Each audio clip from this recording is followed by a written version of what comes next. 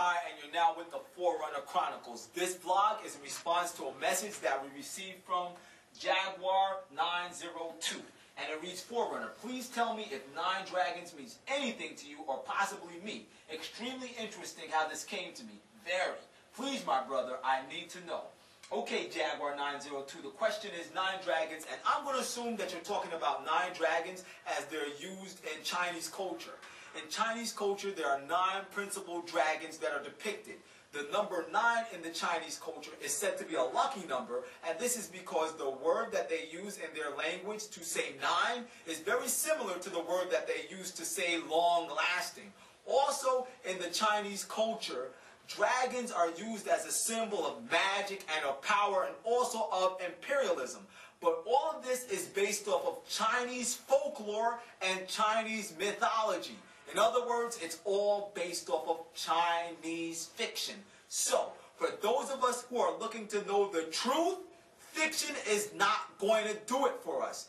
The 9 dragons means absolutely nothing to me, and I hope it means absolutely nothing to you because it's based off of fiction. But in reference to the subject of the dragon or dragons, there is great relevance, there is great truth, and that's what we're going to talk about right now.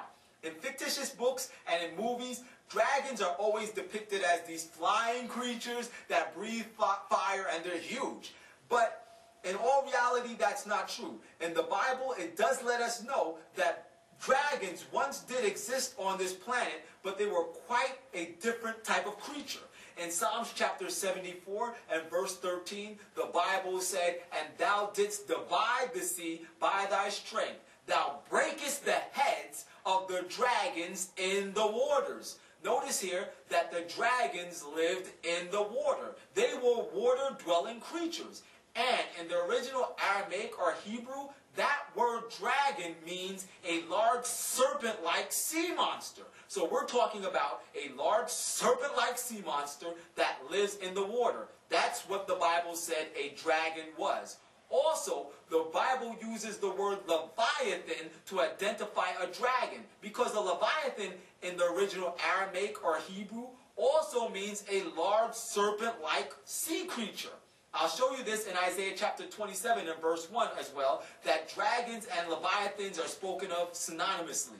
It says in Isaiah chapter 27 and verse 1, "And in that day the Lord with his sore and great and strong sword shall punish Leviathan, that piercing serpent, even Leviathan, that crooked serpent, and he shall slay the dragon in the waters."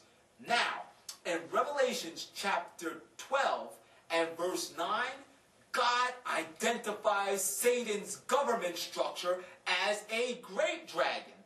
On your screen right now, you'll see the Bible text. And it says, "And the great dragon was cast out, that old serpent, called the devil and Satan, which deceiveth the whole world. He was cast out, and his angels were cast out with him." Notice that there's a colon in that Bible text. Anybody out there who knows English knows that when you see a colon, the sentence that follows the colon further expounds on the sentence that precedes the colon. So, Satan and his fallen angels make up the great red dragon, which was cast out into the earth. Satan himself being the very head of this fiendish, deceptive government structure. Now, why would God depict or symbolize Satan's government structure as a great dragon? Well, remember, the book of Revelations is a symbolic book. We are told that in the book of Revelations chapter 1 and verse 1, where it says, "The revelation of Jesus Christ, which God gave unto him to show unto his servants the things that must shortly come to pass. And he sent and signified it by his angel to show unto his servant John." That word signified in that text means God placed the revelation into codes and to symbols. So, when we see dragon, we know that it must have great symbolism. So let's get to it. Why would God symbolize Satan's government structure as a great dragon, which we know is a large serpent-like creature, large serpent-like sea monster that lives in the water? The clue to this is knowing that this large serpent-like creature lives in the waters. Now, waters has great symbolism in the Bible. In Revelation chapter 17 and verse 15, we are given the definition of the symbolism hidden within that word waters. And it says, the waters which thou sawest, where the whore sittest, are nations, multitudes, kindreds, and tongues.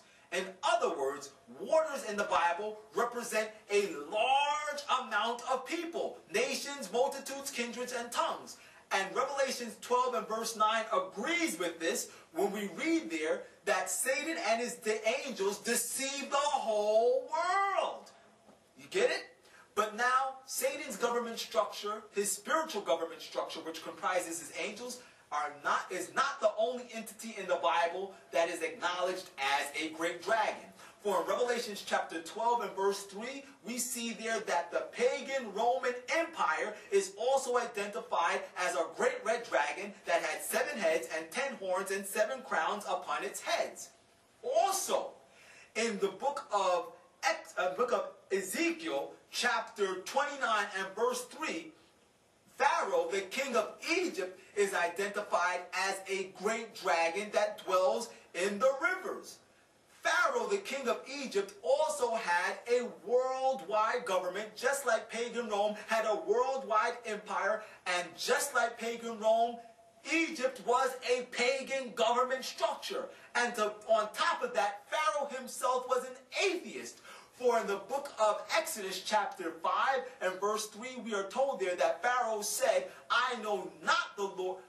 Who is the Lord that I should, who is the Lord that I should listen to his voice and let Israel go? I know not the Lord, neither will I let Israel go. He proclaimed there that he doesn't know who the Lord is. So we know something about a great dragon now. 1, the dragon represents a government structure that is controlled by Satan, and his angels are working alongside with him. And these angels, headed by Satan, can also work on earthly government structures. We see this in pagan Rome, and we see this in Egypt. And these government structures promote atheism, and they promote occultism. Also, these government structures are always responsible for persecuting God's people. Egypt persecuted the Israelites. Pagan Rome persecuted the first Christian church that was on the earth. And in Revelation chapter 12 and verse 17 it says, and the dragon was wroth with the woman and went to make war with the remnant of her seed, which keep the commandments of God and have the testimony of Jesus. Once again, persecution of God's people who will be obedient to his commandments. Now, what's important to us? In Revelation chapter 13 and verse 11, we see a lamb-like beast that speaks like a dragon. And if you watched our other videos on dragons and sheep clothing, you know that this lamb-like beast is none other than the United States of America. And because it speaks like a dragon, we see here clearly that the United States of America will promote at one time paganistic propaganda clothed by Christian principles. That's what the lamb-like look is supposed to be like. Remember, Jesus was the Lamb of God, which taketh away the sins of the world, in John chapter 1 and verse 29. And the United States of America will persecute those who seek to be obedient to God's 10 commandments. Now, I want to let you know something. No matter how many guns you get, no matter how many knives you get, you'll never be able to fight this power. Because we are told in Job that no man can fight a Leviathan.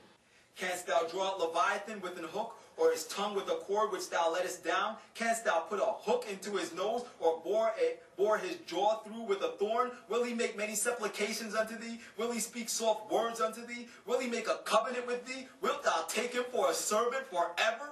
Wilt thou play with him as with a bird, or wilt thou bind him for thy maidens? Shall thy companions make a banquet of him? Shall they part him among the merchants? Canst thou fill his skin with barbed head with fish spears? Lay thine hand on him. Remember the battle. Do no more. God is letting you know you can't fight the dragon by yourself. Only when you're linked up with Jesus Christ, moving obedient with the King of Kings and the Lord of Lords, will you see victory. And it won't be by force. It will be by simple obedience. Remember, remember, remember. If you have to spill your blood for anything, it better be the truth. Forerunner out.